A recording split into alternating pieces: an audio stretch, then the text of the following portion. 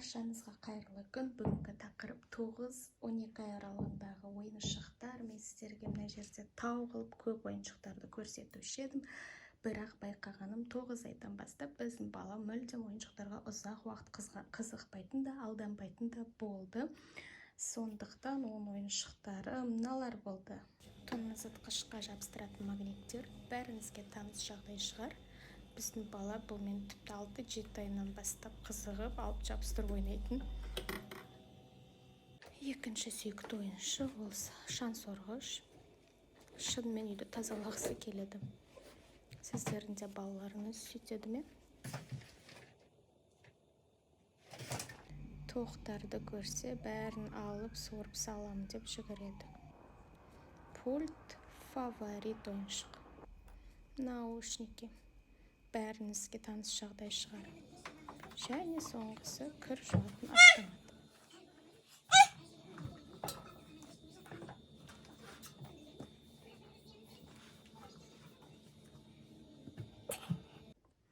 Егер сіздердің балаларыңызда үйдің заттарына қызығып көбірек ойнаса, ойыншықтан көрі комментарийге жазып кетіңіздер, қандай нәрселермен ұзақ алданып ойнап қызығатынын. Ал енді әрі қарай жалпы олардың жастарына міне осындай пирамидкалар бәрібір актуальны болады. Біз ертерек алып қойсақ та бір жаста түсініп ойнайды екен. Сосын әртүрлі сортерлар. Пішіндерді салады. Ең бірінші сорттерға осындай өте дәу фигуркаларымен алғаныңыз жақсы. Бала жұтып қоймайды, қауіпсіз болғандықтан. Бірақ дәл осы түрін қарастыратын болсаңыз, бірге ойнау керек боласыздар. Былай басып тұру үшін, себебі бала оңай былай ашып тастай береді, алып салып отырады. Негізі мынаусы ашылмайтындарды таңдағаныңыз дұрыс екен. Бірақ сонымен қатар сонда да, яғни баламен бірге ойнап түсіндірсеңіз, тезірек үйренеді. Міне мынау каталка түрі. Мынаның жәнелер бар.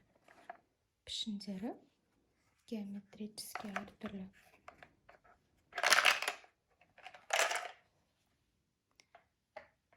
Бірақ онша ыңғайсыз.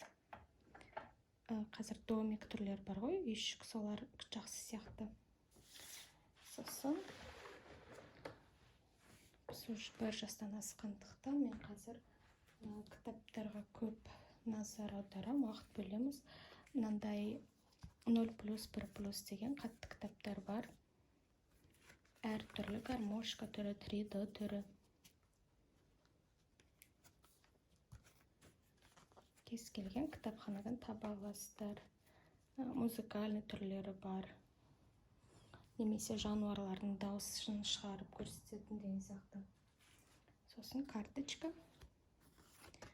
Бұрында түсінбесе де қазір қарап отырады. Айталмаса да әртүрлі болады. Көкөністерге байланысты, мынау жеміс-жидекке байланысты. Үйдің заттарына байланысты атаулар деген сияқты.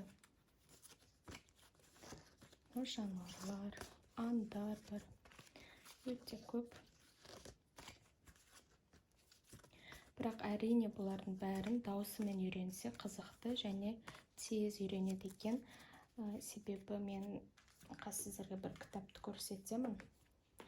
Мынандай интерактивный үйретуші кітап бар. Бұл кітапқа 18 жыл болды. Біз бұны 2004 жылы сіңіліме алған болатынбыз. Ол кезде ол бір жаста болатын. Тез үйреніп алдым. Қазір көрсетем міне. Шығарылған жылы міне 2003. Мынау дәлел. Сондай ежелгі кітап екен. Әлі сау тек істемейді. Себеп батарейкаларына қалып қойғанда мынау кітап істемей қалған. Негізінде қазір ішін ашып көрсетейін. Осындай жануарлардың дауысын мынаны басқанда иттің дауысы шығып, мынаны басқанда үйректің дауысы шығатын. Дәл осы кітапты егер де іздеп көрсеңіздер ютубтан, онда көре аласыздар қандай дауыстар шығарғанын. Айтқым келгені осындай кітаптан бала тез қызығып үйренеді, ойнайды. Бірақ мен қазіргі таңда таппай жүрмін дәл осындайды. Бәрі музыкальный немесе сандармен сандармен сөздерді үйретеді. 1-ден 6 жас, 5 жастан жоғары балаларға арналған. Көбісі қызық емес. кішкентай 1 жастан асқан балаларға ең қызығы осындай. Мына жерде міне транспорт бәрін былай басқан кезде дауыс шығатын. Естігенде сонда бала шығатын. Мен сіңілім тіпті осы кітап арқылы сөйлеп үйреніп кеткен. Бірден 3 тілден айтатын. Мысалы, көбелек, бабочка, баттерфлай деп. Қазір ұлыма да бұл кітап өте қызық.